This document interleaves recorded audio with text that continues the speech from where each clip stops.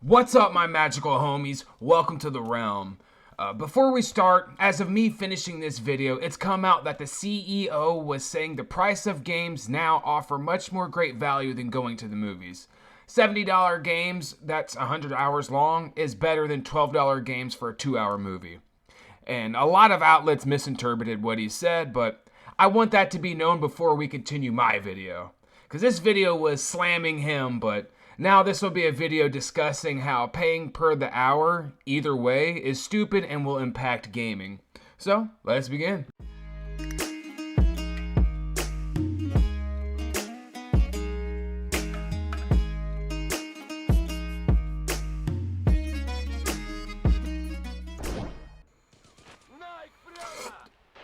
So I wake up today to some articles that got me fired up.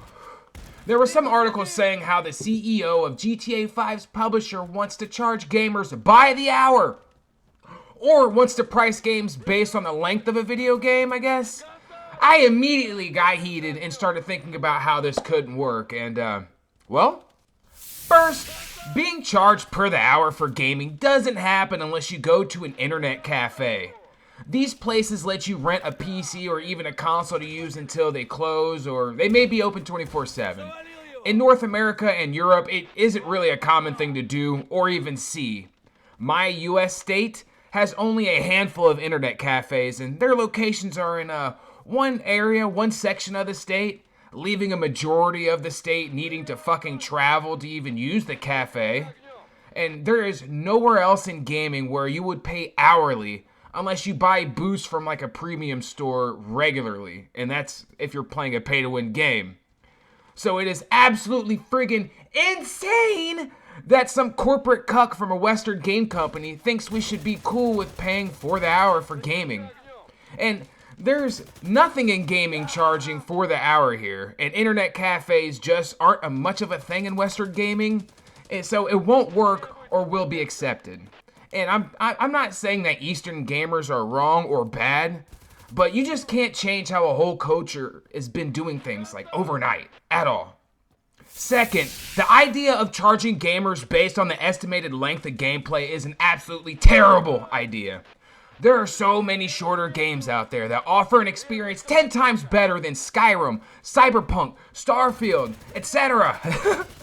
Can't forget about the games with 100+ hours of gameplay but deliver such a terrible story or gameplay experience.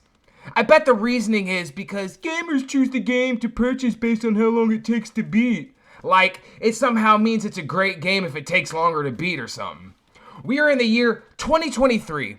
Gamers have seen many games get released that were absolute duds but were the longest/biggest releases. Charging us a couple bucks per hour of estimated gameplay means we could end up paying like $200 for a pile of shit. Remember No Man's Sky when it released? What if we paid hundreds of dollars for it because of how long sandbox games takes to beat? What if most gamers just beat the game within an hour of paying the giant box price? It's not a fucking good idea to decide video game prices. And don't let these out-of-touch CEOs and corporate tards try to suck the most money out of us without even delivering a guaranteed quality product. We're over that now. Dwell on that thought, though. Paying per the hour. The idea leaves a scary thought in my head because it would impact how many people would continue gaming. It will also impact the games and how they play. Like, look at Eastern MMORPGs and their design. Most of them have automated gameplay and level boosts out the ass. It's because they're played at internet cafes. Like, the player base doesn't have time to grind and learn a game like Western gamers do.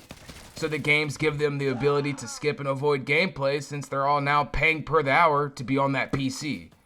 And if you don't know what an Eastern MMORPG is, just imagine a mobile one with all the microtransactions and automatic gameplay, but it's on your PC. That's what an Eastern MMO is.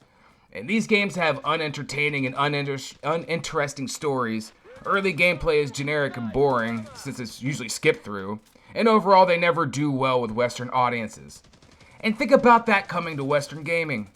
Your single player and multiplayer games having generic and boring design because no players want to skip through the early part to enjoy the end game.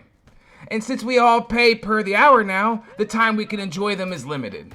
It'll come down to who spent the most money the longest for multiplayer games, and for single player games, You will be plagued with cash ops and very dull sections of gameplay. And developers will focus more on the money versus the player experience. And it will be a very bad motherfucking time. What if games were priced at how long it takes to beat? Still paying per hour? You will end up with hollow, never-ending gameplay. Tedious gameplay will be the forefront, and gameplay skips will become the new norm.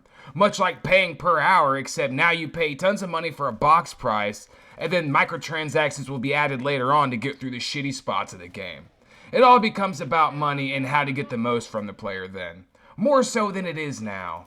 AAA games will become big flexes and regrets for gamers because of the box price.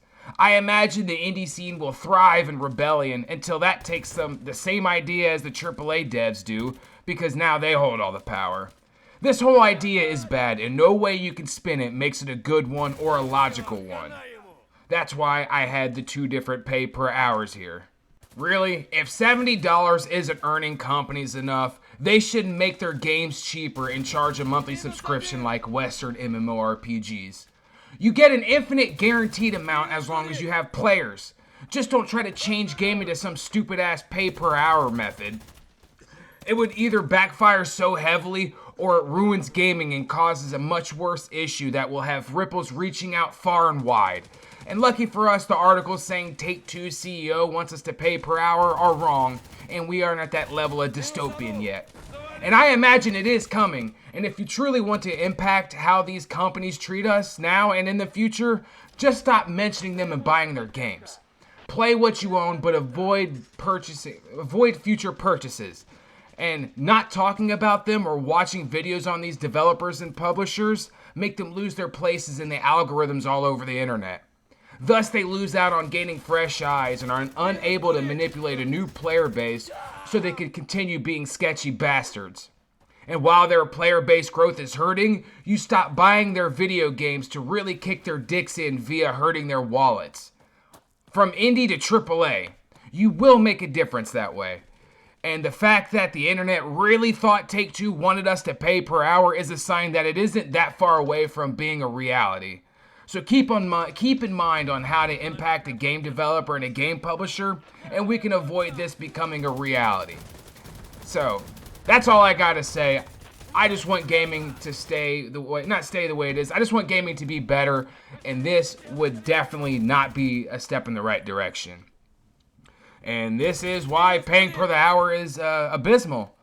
And shit. Thank you for watching, everyone. There's a bunch more goodies coming soon. You think we should change how games are priced? Let me know your opinions below or join the Discord. Thanks for coming to the realm. See ya, everyone.